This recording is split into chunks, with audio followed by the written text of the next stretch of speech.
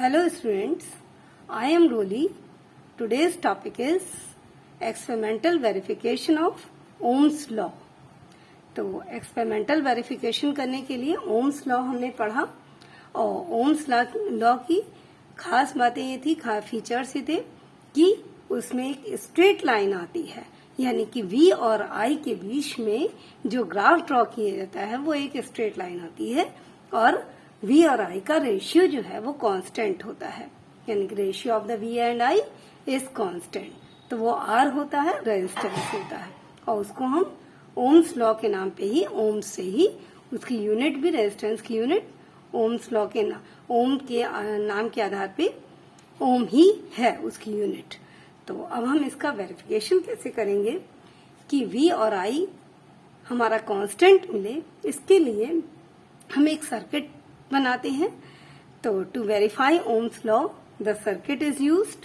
Circuit में सबसे पहले हम ये सारी चीजें, रियोस्टेट, की, एमीटर और रेजिस्टेंस यानी कि कंडक्टर या वायर, तो ये सारी चीजें हम जोड़ते हैं किसके, बैटरी के सीरीज में। और बैटरी क्या है, सोर्स ऑफ करंट है, तो ये इसके बैटरी के सीरीज में जोड़ते हैं। मतलब ये आपको ये आगे हम नेक्स्ट वीडियो में बताएंगे कि what is series combination and parallel, लेकिन अभी के लिए सीरीज का मतलब है एक के बाद वन आफ्टर वन, एक कोई चीज जोड़ी फिर दूसरी फिर तीसरी, ये कहलाती है सीरीज। और जबकि पैरेलल जो होता है उसका मतलब ये होता है कि एक ये पैरेलल, आपको ज्योमेट्री में पैरेलल लाइंस आपने पढ़ी होंगी, तो पैरेलल लाइंस वो लाइंस होती हैं जो कहीं भी आपस में कंबाइन नहीं होती, मतलब आगे मिलती नहीं, मीट नहीं होती हैं। तो जब आगे कहीं नहीं मीट होती वो पैरेलल लाइंस होती हैं। लेकिन इसको हम जो कॉम्बिनेशन है, कॉम्बिनेशन इस टाइप से जो कॉम्बिनेशन होता है और इसको हम जोड़ते हैं, ये कॉम्बिनेशन पैरेलल कॉम्बिनेशन कहलाता है। कॉम्बिनेशन पैरेलल कॉम्बिनेशन होता है। तो एमीटर हमेशा सीरीज में जुड़ता है सर्किट में और वोल्ट मीटर हमेशा पैरेलल जुड़ता है।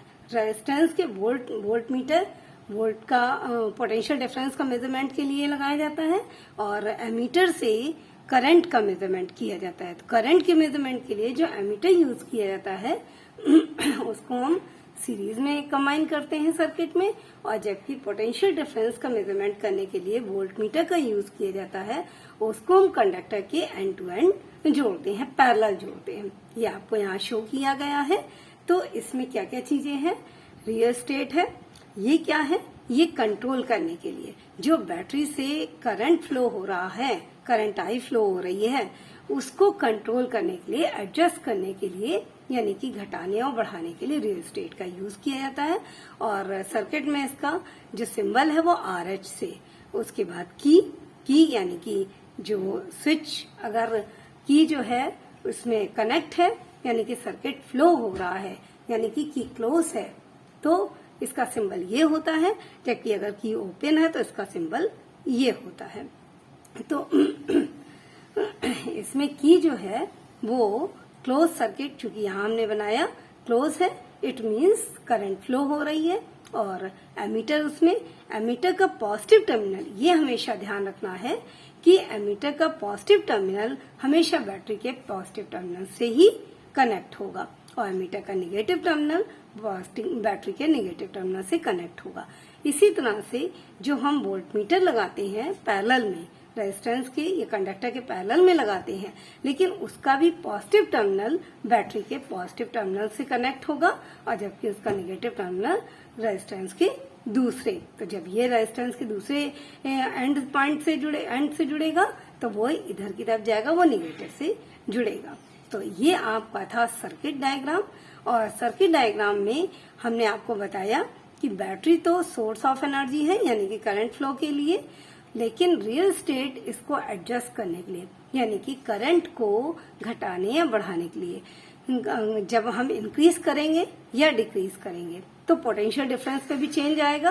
तो यही चीज आपको इसमें करनी है कि हम ओम्स लॉ में जो वेरिफिकेशन करेंगे, इसको मैंने एक टेबल के तौर पे तैयार किया है और इस टेबल में सबसे पहले हम करंट चेंज करते हैं, हमेशा करंट इंक्रीज करते हैं ग्रेजुअली, धीरे धीरे करंट इंक्रीज करते हैं बाय रियल एस्टेट के द्वारा।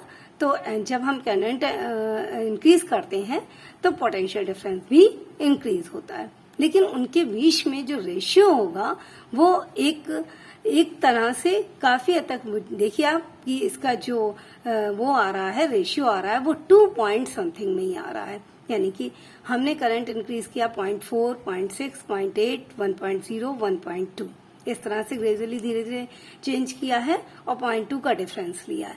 और यहाँ जो पोटेंशियल डिफरेंस आ रहा है वोल्ट में, वो आ रहा है 0.9, 1.3, 1.8, 2.2, 2.6। तो इसका जो रेशियो निकालेंगे आर यानी कि रेजिस्टेंस V अपॉन I निकलेगा, ये कंडक्टर का रेजिस्टेंस। तो 2.25, 2.17, 2.25, 2.20, 2.17। तो इससे जो हमने ग्राफ प्लॉट किया तो वो ग्राफ एक स्ट्रेट लाइन आई ओरिजिन से, एक फ्रॉम ओरिजिन स्ट्रेट लाइन आई। और ग्राफ कैसे बनाना है, V अगेंस्ट I, यानी कि एक्स एक्सिस पे आपको ध्यान रखना है कि एक्स एक्सिस पे करंट लेंगे यानी कि I करंट, और वाई एक्सिस पे आप पोटेंशियल डिफरेंस यानी कि जो वोल्ट में लिया जाता है पोटेंशियल डिफरेंस लेंगे। और उसके बाद आप उसको मेजरमेंट कर वो उसको रेशियो निकालेंगे और इस तरह से आप जो ग्राफ बनेगा वो V और I के बीच में R आपको वैल्यू मिल जाएगी। और ये R जो है वो कांस्टेंट रहता है, यानी कि आपको ग्राफ जो मिलेगा वो स्ट्रेट लाइन मिलेगी। ओके, तो स्ट्रेट लाइन यानी कि इसमें एक चीज और कि जो स्लाइडिंग रियल एस्टेट करते हैं, ग्रेजुअली धीरे धीरे चेंज करते हैं, तो उसमें पोटेंशियल डिफरेंस भी चेंज होता जाता है और इंक्रीज होता जाता है। तो हम एब्जॉर्व करते हैं कि V और I का जो रेशियो है ऑलमोस्ट कांस्टेंट रहेगा और average value of which gives the resistance R of the wire, इससे हमको एवरेज वैल्यू R की मिल जाएगी। तो अब हम इसको VI ग्राफ जो प्लॉट करते हैं तो एक्स एक्सिस पे, ये मैंने आपको बता दिया कि एक्स एक्सिस पे हम करंट लेते हैं और वाई एक्सिस पे पोटेंशियल डिफरेंस यानी कि V लेते हैं। तो इससे ये वेरीफाई करता है, ये स्ट्रेट लाइन आ रही है तो ये वेरीफाई कर रहा है ओम्स लॉ को। ओम्स लॉ की कंडीशन यही है कि एक तो R जो है वो कांस्टेंट रहेगा, यानी कि V और I का जो रेशियो है वो कांस्टेंट होगा। It is also called R या कि रेजिस्टेंस ऑफ द कंडक्टर। ये और जो ग्राफ बनेगा वो एक स्ट्रेट लाइन होगी। तो ये चीज दोनों बातें ओम्स लॉ को वेरीफाई कर रहे हैं। Next, from the above it is observed that the ratio VI is almost constant. The average value of which gives the resistance R of the wire. अब VI ग्राफ जो हमने बनाया उसके लिए ये तो ओम्स लॉ को प्रूव कर रहा है, लेकिन VI ग्राफ जो बनाया उसके लिए हम एक कोई P और Q पॉइंट ले लेते हैं। इसी ग्राफ पे जो स्ट्रेट लाइन मिली है उस पे एक कोई P और Q पॉइंट ले लेते हैं और P पॉइंट से हम Y एक्सिस पे A पॉइंट लेते हैं और Q पॉइंट से Y एक्सिस पे B पॉइंट लेते हैं। तो ये हो गया, ये पोटेंशियल डिफरेंस चूंकि शो कर रहा है तो VA और VB। ओके, तो ये A पॉइंट पे पोटेंशियल डिफरेंस है ये, और ये B पॉइंट पे पोटेंशियल डिफरेंस है। इसी तरह से हम एक्स एक्सिस पे एक नॉर्मल डालते हैं, ये भी नॉर्मल डाला गया है। P पॉइंट से एक्स एक्सिस पे नॉर्मल डालते हैं C, तो ये IC मिल जाता है क्योंकि ये एक्स एक्सिस पे हमने शो किया है करंट को, तो IC मिल जाता है। और Q से हम डालते हैं तो ID मिल जाता है, तो IC माइनस ID। ओके, तो यहाँ से हमें ये जो डिफरेंस मिल रहा है VA माइनस VB का, it is called delta V, यानी कि दोनों का किसी भी 2 यूनिट्स का डिफरेंस निकालते हैं तो हमने बताया था आपको बहुत पहले ही कि डेल्टा से डिनोट करते हैं इसको। तो इसको हमने डिफरेंस को 2 यूनिट्स का डिफरेंस लिया है तो उसको डेल्टा से डिनोट किया, और यहाँ पे भी करंट का जो हमने डिफरेंस लिया है IC माइनस ID यानी कि डेल्टा I से डिनोट किया है इसको। तो ये VI ग्राफ हमने जो शो किया है ये वेरीफाई कर रहा है ओम लॉ को। और slope of VI graph, the slope of जो VI ग्राफ है, slope of the straight line on VI graph is, हमने इसको आपको कैसे शो करना था ये भी क्लियर कर दिया है, delta V upon delta I it mean gives the resistance R. R is equal to V upon I होता है, लेकिन जब दो पॉइंट्स के बीच का डिफरेंस निकाल लेंगे तो वही delta V upon delta I आ जाएगा। तो ये भी रेजिस्टेंस होगा, resistance of the conductor. Conductor means wire, जो भी तार लिया गया है उसका। तो R is equal to delta V upon delta I is equal to slope of V versus I graph. अच्छा, वी वर्सेस आई ग्राफ, तो यानी कि ग्रेटर इज द स्लोप, यानी कि स्लोप जितना ग्रेटर होगा इसका, greater is the slope of V I graph, greater is the resistance of the conductor. यानी कि स्लोप जितना ज्यादा लंबा होगा, जितना ज्यादा डीप होगा, उतना ही इसका जो रेजिस्टेंस है वो उतना ही ज्यादा होगा। Greater is the resistance of the conductor. और वी आई ग्राफ में अब एक और चीज देखते हैं। आपको मालूम है कि रेजिस्टेंस टेम्परेचर से अफेक्टेड होता है। तो resistance V I graph for a conductor at 2 temperature, यानी कि जो इसका पोटेंशियल डिफरेंस और अगेंस्ट करंट का जो ग्राफ बन रहा है कंडक्टर के लिए, for a conductor at 2 temperatures, किसी भी के लिए 2 टेम्परेचर्स पे, एक टेम्परेचर T1 लिया है, एक T2 लिया है। T1 is greater than T2। तो हमें यही देखना है ना कि डिफरेंट टेम्परेचर पे उस पे क्या इफेक्ट पड़ता है। तो इन graph 2 straight line A and B on the VI graph for a conductor at two different temperature T1 and T2. The T1 is greater than T2 respectively. The straight line A is more steeper than B because of the resistance, because देखिए A is more steeper than the, ये बिल्कुल सीधी जा रही है और ये थोड़ा सा इसमें स्लोप आ रहा है।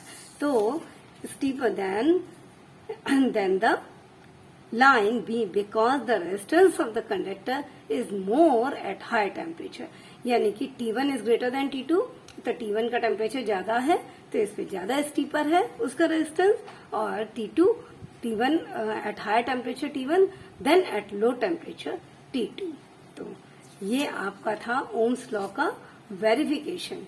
एंड इसका जो स्लोप किस तरह से बनेगा, तो इसकी ग्राफ किस तरह से मेंशन होंगे, और उसमें हम डेल्टा वी और डेल्टा आई को कैसे मेजरमेंट करेंगे, ये सारी चीजें आपको इसमें क्लियर की है। ओम्स लॉ के अलावा अतिरिक्त ओम्स लॉ का वेरिफिकेशन भी अनिवार्य है। Okay, thanks. नेक्स्ट वीडियो में आपका चॉइस ऑफ मटेरियल।